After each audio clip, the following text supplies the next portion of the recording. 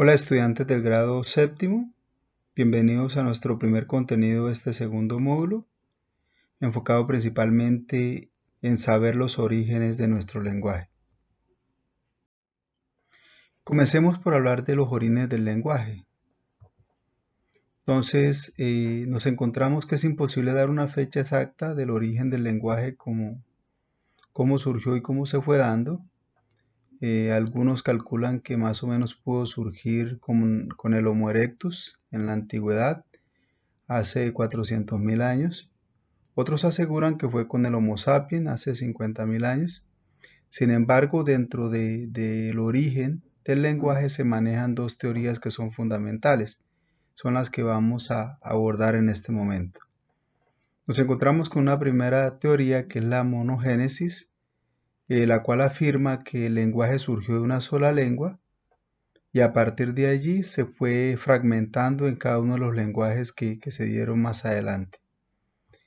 La segunda teoría es la filogénesis. Esta es contraria a la monogénesis. Esta plantea que el lenguaje surgió mucho después del Homo sapiens y el Homo erectus y que surgió a partir de varias lenguas alrededor del planeta y que cada una se fue adaptando al entorno en el que se desarrolló.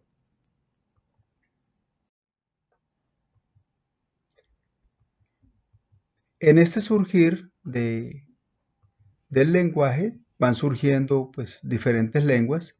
Entre ellas encontramos las lenguas romances, que son definidas como todas aquellas lenguas que surgen del latín vulgar a partir de la extensión del Imperio Romano por todo el continente europeo. Entonces nos damos cuenta que estas lenguas conservan algunas similitudes en escritura y fonética. Y entre esas lenguas romances encontramos el portugués, el gallego, el catalán, el español, el francés y el italiano como esas lenguas que se hablan incluso a nivel internacional o que se hablan, que hay diferentes hablantes, o sea, hay bastante número de hablantes. Y algunas que pocos pues se utilizan en sitios específicos como la retorrománica, el rumano, el provenzal y el sardo.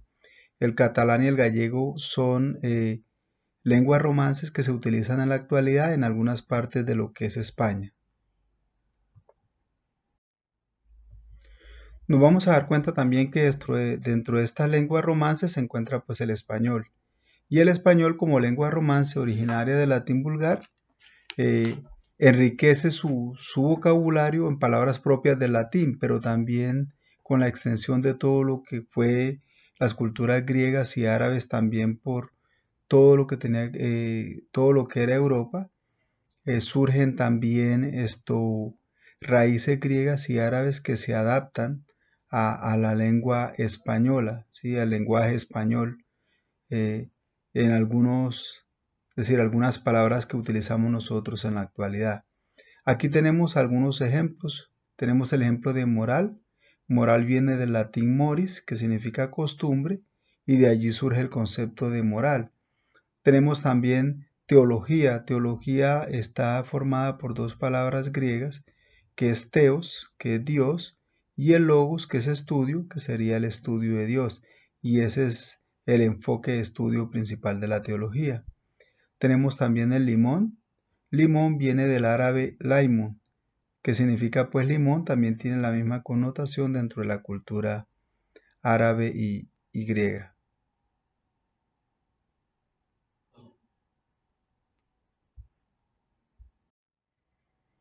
Es decir, nuestra lengua siempre ha tenido la influencia, se puede decir, o el afluente de este tipo de raíces latinas, griegas y árabes que han enriquecido su vocabulario. Dentro de esas raíces también encontramos algunas palabras que son compuestas. Las palabras compuestas son aquellas que se definen o se forman por la unión de dos palabras simples con distintos lexemas o raíz, y esta unión se puede hacer de la siguiente forma.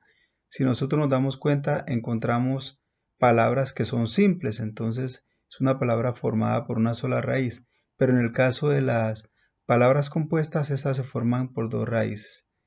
Vamos a ver esta unión cómo se puede dar. Entonces nos encontramos que se pueden dar entre un nombre más un nombre o un sustantivo más un sustantivo. Y los ejemplos que encontramos ahí son telaraña, poca calle, hojalata y coliflor. También se puede formar un nombre más un adjetivo o viceversa. Entonces encontramos palabras compuestas como bajamar, mediodía, pelirrojo y boquiabierto. Un nombre más un verbo o viceversa, maniatar, abrelatas, rompecabezas. O un adjetivo más un adjetivo, agridulce, altibajo. Un adjetivo más un adverbio o viceversa, bien pensante, asimismo. Un verbo más un verbo, tejemaneje, vaivén, hazme reír, vermevela. Verbo más adverbio, cantamañanas, menospreciar. Un verbo más un pronombre o viceversa, cualquiera, que hacer, quien quiera. Un adverbio más un adverbio, anteayer. O frases también enteras que se forman a partir de dos lexemas o raíces y forman una palabra compuesta. Comentó todo, por si acaso, sábelo todo, entre algunas. Estas palabras compuestas también es posible que se compongan de unos prefijos, ¿sí? Los prefijos son definidos como aquellos elementos gramaticales que se colocan delante de una palabra y modifican su significado. Entre sus ejemplos tenemos autoevaluación, extraordinario, interpersonal o polisílabos. Si nos damos cuenta, las partes señaladas en rojo son los prefijos, son los que van antes y modifican una palabra que está allí. Por ejemplo, si yo digo evaluación, digo autoevaluación, el término auto hace referencia a sí mismo. Extraordinario, que modifica a ordinario. Sí, extraordinario es algo espectacular, algo magnífico. Interpersonal es diferente cuando digo personal, es algo que me corresponde a mí, pero si yo digo interpersonal, es entre personas. Y polisílabos, si yo digo sílabos, pues es una sílaba, pero si yo digo polisílabos, estoy haciendo referencia a que son varias sílabas. Algunos de los prefijos más comunes son estos: ante, bi, neo, hipo, auto, extra, poli, semi, retro, trans, ovni, inter, in, re, a, anti, sub, tri y pre. Esos prefijos modifican una palabra, entonces nos encontramos con el ejemplo de tri.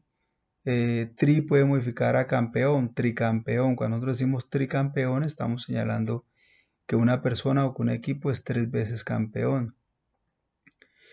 Cuando vimos el ejemplo de las palabras, ¿recuerdan? Antepenúltima, ¿sí? Significa ante, penúltima, que va antes de la penúltima sílaba, cuando hablábamos del caso de los tipos de palabras.